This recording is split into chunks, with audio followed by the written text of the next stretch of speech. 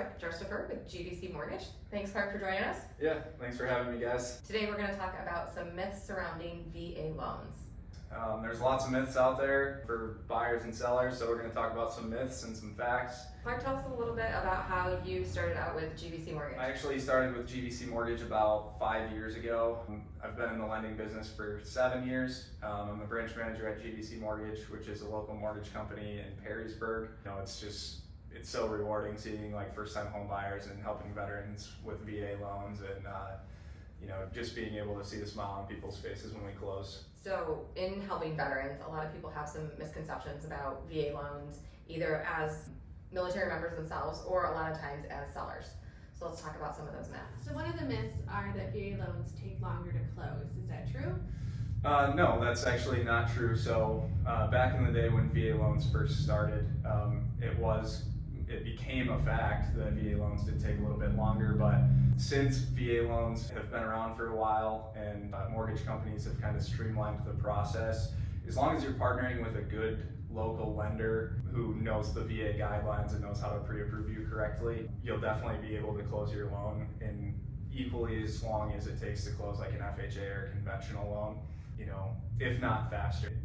Totally depends on the borrower's situation themselves. If I have a conventional buyer that just doesn't send me the paperwork we need, or they drag their feet on doing that, then a lot of times, those can take longer than a VA loan. On top of that, our appraisal process for all loans at GVC Mortgage specifically takes about 5 days. That includes VA loans. So a lot of people are worried about the appraisal taking a little bit too long with VA and may have heard that before. It's just not the case. Well, and it's nice that some of those changes have been made so that all types of loans really are about the same amount of time. I've never really had any particular loan, especially VA loans, take extra long for any particular reason other than maybe a borrower situation, which could happen in any type of loan, not just a VA loan. Absolutely, and I think that's important for a seller of a house to know too. Offering VA financing on the sale of your house is something that's going to increase your buyer pool. It's not going to slow the process down as long as there's a good lender involved in the transaction. And that leads right into another myth that sellers sometimes are worried about a VA loan and the process. Should they be worried about any part of the VA loan? Not really. So VA loans are going to be equally as strict on the condition of the home as, say, like an FHA loan is. So what I would recommend in that situation, if you're looking to sell your house, is make sure that you're working with a trusted local real estate agent like Carly and Amanda. Amanda specifically, I know since I've known her, has done Homes for Heroes, and so she's got a lot of experience with working with different clients and hero types, and so she would know if the condition of the home is just going to be something that you're not going to be able to offer VA on at all. But I think there are a lot of myths out there that it's just let's just offer cash and conventional right now because the market it's easy enough you're going to have a big enough buyer pool. But what I think people should think about when they're selling a house is think about what a veteran is, right? A veteran is somebody who has served our country. Really limiting them from being able to buy your house, even though it might be eligible for VA financing. So definitely consult with a real estate agent. If they say there's no way it'll go VA, then obviously. And sometimes it's even small fixes. Maybe you just need a hand railing, or we need to clean up some, paint on the windowsills.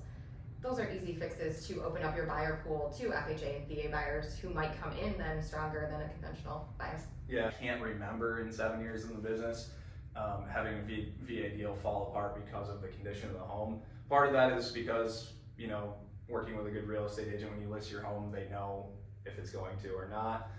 The other part is it's just not as strict as what people make it out to be. The big things that we run into are like not having a smoke alarm on every floor, chipping and peeling paint. Like these are things that in some cases cost under a few $100s to fix.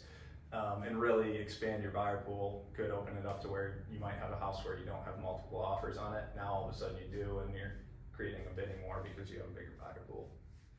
Do VA loans have an occupancy requirement, or what do people with VA loans need to know about that? Yeah, so the VA actually does have a pretty strict occupancy requirement. So you can't use your VA benefits to buy an investment property. You have to certify that you're going to plan to live in the property within 60 days after closing.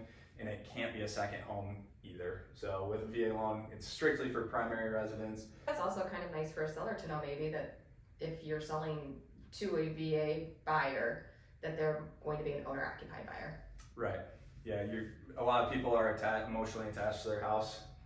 As a seller, you want to make sure that the person's going to upkeep it or take care of it. So a VA buyer has to occupy the home as their primary residence. Can they only buy with a VA loan once? Yeah, so this is where it gets a little bit fuzzy. If you sell your house or pay off your VA loan, you can use a VA loan again. You can also use a VA loan again if you're moving, and there's distance requirements and things like that. But if you're moving to another area, you can use it again while you still have your VA loan, but then there becomes potentially down payment issues. You might have to put money down depending on how much entitlement you have left in your VA benefits. So if you do sell the house or pay off the loan, you can contact the VA and work to get your entitlement restored. It's not a guarantee that you get the entitlement restored, but in most cases you get your entitlement restored if you've paid your payments on time and then paid the house off. And who qualifies for a VA loan? Any veterans, active duty service member, reservist, they all have different sets are required depending on if you served in peacetime or wartime. But just contact a local lender and give them your specific situation. If you've served in the military, there's a good chance that you have access to those benefits, and we can always check that for you. So let's talk a little bit about the entitlement, because a VA buyer can use a VA loan while they still have a VA loan. It just might affect their entitlement.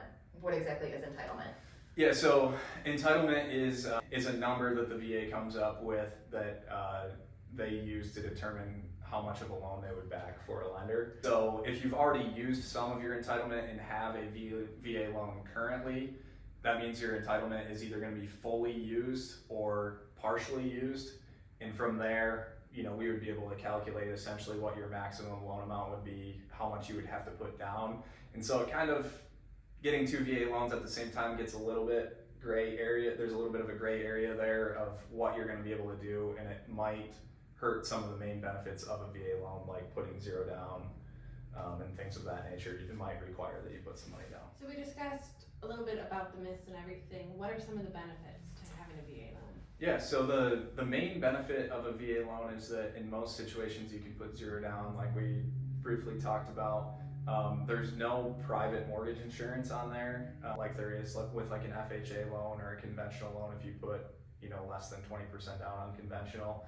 So this really allows you to go zero down, no PMI built into your monthly payment, which is nice. There's flexible interest rates or competitive interest rates for any government-backed loan, FHA, VA, USDA. You're typically going to see pretty solid interest rates. And then for the VA specifically, the VA publishes that there is no minimum credit score requirement, but local lenders or lenders will put overlays on that, so it'll just be a case-by-case situation on what their minimum credit scores require.